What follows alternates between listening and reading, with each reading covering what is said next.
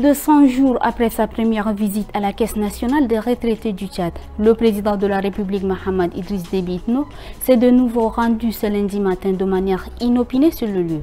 Objectif, s'enquérir une fois encore des conditions dans lesquelles sont traités les dossiers des retraités. Après son passage, notre équipe s'est rendue sur place. Dans ce journal également, la famille du jeune Mohamed Zen Adoum, tué au quartier Goudji Charafa dans le 10e arrondissement de N'Djamena, réclame justice. Une enquête est en cours pour retrouver l'auteur de ces crimes qui a bouleversé la capitale, selon les autorités. Les détails dans un instant.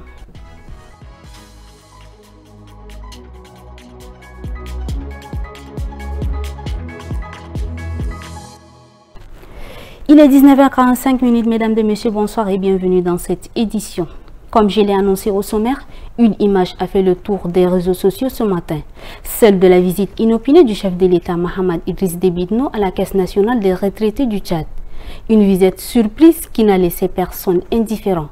Après son passage, notre équipe s'est rendue sur place. Guénandoum Sentia, reportage. Le calme habituel de la Caisse nationale des retraités du Tchad a été brusquement rompu ce matin. Vers 7 heures, le président de la République, Mahamat Idriss Déby Itno, a franchi le portail de l'institution pour la deuxième fois. Comme en juin dernier, le chef de l'État est venu constater lui-même les conditions de traitement des dossiers des retraités. Une visite éclair, mais qui semble avoir redonné un peu d'espoir aux pensionnés présents sur place. Ce que nous on a dit, franchement, que les gens nous aident à résoudre nos problèmes un peu tôt. Nous sommes les personnes de troisième âge. On a besoin quand même un peu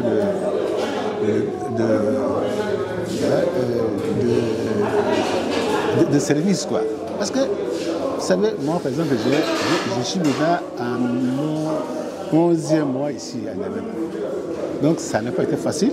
Le président, son excellence même, a déploré ce matin la manière dont les gens sont en train de nous traiter dans cette grande maison-là. On peut vous enrouler, vous pouvez vous retrouver avec le carnet en main, mais on va vous dire que non, les nouveaux carnets là, il faut attendre. Mais attendre quoi et attendre qui? Quand on est déjà tout enroulé, on doit quand même prendre sa chose. Et rien que ce verbe attendre là peut vous amener à 1, 2 ou 3 semaines. Moi je suis venu du Kélo, mais le collègue avec qui on est venu ensemble, on l'a enterré ici. Parce que c'est un malade diabétique et puis il revient hier, il revient demain, il a fini par traverser laissant son argent. La première visite du président le 16 juin dernier avait déjà entraîné plusieurs mesures disciplinaires au sein de la CNRT. Celle de ce lundi pourrait elle aussi marquer un nouveau tournant. La Cour des comptes a tenu ce 6 octobre sa rentrée judiciaire 2025-2026. Une cérémonie placée sous le signe de la transparence et la lutte contre la corruption. Guénandoum Sentia, une fois de plus. Placé sous le thème Cour des comptes face aux défis de la bonne gouvernance, transparence, recevabilité et lutte contre la corruption, la rentrée judiciaire s'est déroulée en présence du Premier ministre Alamai Halina. Opérationnelle depuis juin 2024, la Cour des comptes a pour mission principale de contrôler et garantir la bonne gestion des fonds publics tout en évaluant l'efficacité des dépenses de l'État et en luttant contre la corruption.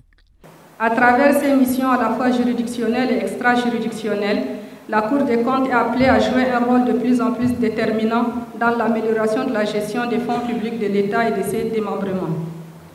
Elle est indépendante du gouvernement et du Parlement et autonome par rapport à toute autre juridiction. Elle décide seule de la publication de ses avis, décisions et rapports. Son indépendance telle que définie est un gage autant pour les gouvernants que pour les gouvernés à travers les informations qu'elle fournit. Elle a également salué le soutien financier de l'Union européenne qui a permis la mise en œuvre des plans stratégiques et la réalisation d'audits dans plusieurs institutions publiques au cours des 18 derniers mois. Cette rencontre judiciaire ne se limite pas à inaugurer une nouvelle année de travail. Elle se veut un véritable appel à l'action pour renforcer la transparence et la responsabilité dans la gestion des ressources publiques. Au deuxième titre de cette édition, le quartier Goudji Charafa dans le 10e arrondissement de N'Djamena est encore sous le choc. Après la mort tragique d'un jeune homme de 18 ans, Mohamed Zen Adoum. Il a été tué par balle lors d'une altercation entre deux jeunes du quartier et un individu venu, selon les habitants, embarquer des filles à bord d'un véhicule suspect. Bailassem Emmanuel, compte rendu. C'est sur ce terrain de football du quartier Goudji Charafa que le drame s'est produit le 29 septembre dernier. Selon plusieurs témoins, un homme, à bord d'une Toyota Corolla aux vitres teintées, venait régulièrement dans le quartier pour approcher des jeunes filles. Alertés, les jeunes du quartier ont tenté de l'interpeller, mais l'individu aurait tiré plusieurs coups de feu avant de s'enfuir. L'une des balles a mortellement touché Mahamad Zain Adoum, âgé de 18 ans. C'est un groupe des individus qui ont venu au quartier Goudi Sharafa, tuant notre petit frère Mahamad Zain Adoum, et ils venaient chaque soir dans le quartier, dans le 10e arrondissement. Ils viennent récupérer les filles du quartier. C'est en ce moment que notre petit frère est intervenu, a demandé de ne pas prendre les filles du quartier. C'est en ce moment qu'ils n'ont pas accepté, ils ont ouvert le feu. 3 balles et l'un atteint à notre petit frère Mahamad Zain Adoum. Depuis le drame, la douleur est immense dans la famille du jeune défunt. Choqués, ses proches avaient refusé d'inhumer le corps tant que justice n'était pas rendue. Mais après le passage du ministre de la Sécurité publique, ils ont accepté d'organiser l'inhumation. Le ministre a rassuré la famille. Des enquêtes sont en cours pour retrouver l'auteur du tir. Suivez l'actualité en bref de ce jour, une compilation des informations phares par Atara Naidongati. En marge d'une mission de sensibilisation dans le Golfe, la délégation tchadienne a tenu ce lundi 6 octobre une session de travail avec M. Rabat, directeur général de la Kuwait Chamber of Commerce and Industry. Les échanges ont porté sur le plan national de développement Tchad Connexion 2030, mettant en lumière les avantages fiscaux offerts aux investisseurs et les mesures incitatives mises en place pour renforcer l'attractivité du pays. La partie koweïtienne, par l'intermédiaire de sa chambre de commerce et du secteur privé local, a confirmé sa participation à la table ronde de financement prévue du 10 au 11 novembre prochain à Abu Dhabi. Un accent particulier a été mis sur les secteurs clés tels que l'agriculture, les infrastructures et l'éducation, considérés comme les leviers essentiels pour la transformation économique et sociale du Tchad. Ce lundi 6 octobre 2025, Mme Halimé Assadia Ali, présidente de la Haute Autorité des médias et de l'audiovisuel, a accueilli une délégation de l'Union des auditeurs et téléspectateurs tchadiens dirigée par son président Mohamed Saleh Ousmane. Cette rencontre a offert une plateforme pour que l'UATT exprime ses préoccupations concernant les attentes des citoyens consommateurs vis-à-vis des médias audiovisuels du pays. Les échanges ont principalement porté sur la qualité des programmes diffusés et sur le rôle crucial des organes de presse dans la promotion d'une information juste, équilibrée et accessible à tous. Enfin, le ministère de l'Environnement, de la Pêche et du Développement durable a annoncé ce lundi 6 octobre 2025 la rupture immédiate de tous les accords de partenariat liant le Tchad à l'organisation sud-africaine African Pax. Cette décision concerne la gestion du parc national du Zakoma, de son grand écosystème fonctionnel ainsi que de la réserve naturelle et culturelle de l'Enedi. Dans un communiqué de presse signé par le ministre Hassan Bakit Djamous, le département justifie cette rupture par la recrudescence du braconnage et le manque cruel d'investissement dans les aires protégées malgré les accords successifs conclus depuis 2010.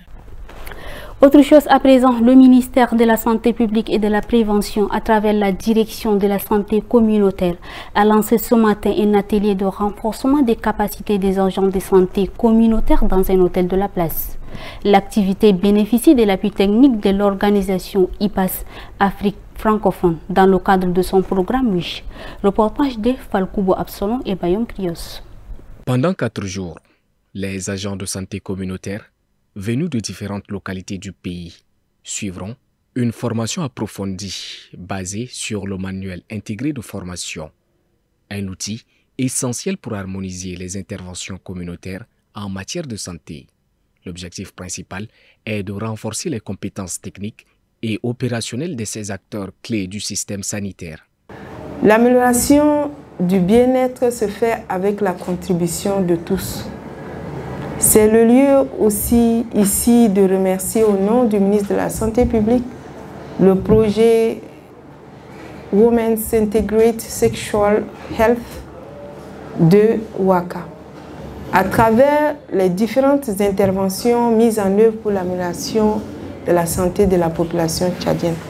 Pour IPAS Afrique francophone, ce TAPU s'inscrit dans une démarche globale de soutien aux politiques nationales en matière de santé sexuelle et reproductive.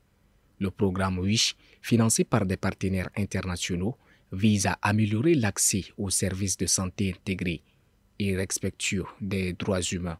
Votre rôle est crucial. En tant que premier acteur de terrain, vous êtes souvent le premier contact pour les bénéficiaires dans les centres de santé comme dans les communautés.